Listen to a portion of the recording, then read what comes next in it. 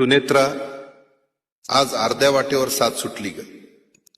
तू संसाराचा गाडा खंबीरपणे ओढला म्हणून मी बाहेर लोकांसाठी धावू शकलो. पार्थ, जय, युगेंद्र, रोहित काय रे ते केस किती वेळा सांगायचं ते नीट कर, जरा डाय लावून घे आणि शर्टाचं बटन लाव आधी नीट. तू नेहमी म्हणायचंस ना, दादांचं भावकीपेक्षा गावकीकडे जास्त लक्ष असतं. अरे भावकीचं प्रेम काळजात होतं म्हणूनच मी गावकीसाठी धावू शकलो.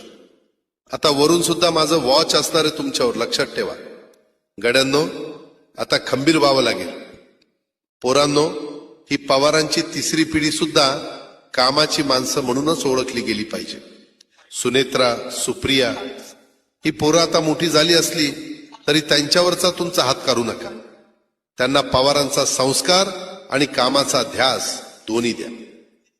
सुप्रिया, राजकारणात आपण वेगवेगळे झेंडे घेतले, वेगवेगळे रस्ते निवडले, पण आपल्या रक्षाबंधनची गाठ कधीच सैल पडली नाही हे तुलाही माहिती आहे आणि मलाही. साहेब, आज पहिल्यांदा तुमचा हा पठ्ठा वेळेत नाही पोचू शकला. निघालो तर वेळेतच होतो, पण आज नियतीच्या मनात काही वेगळंच होतं. तुम्ही मला बोट धरून चालायला शिकवलं आणि मी थेट धावायलाच लागलो.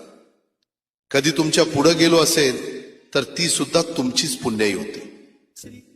सुप्रिया, आता साहेबांना सांभाळण्याची आणि त्यांची काळजी घेण्याची पूर्ण जबाबदारी तुझी आहे. एका मोठ्या भावाच्या हक्कानं सांगतो.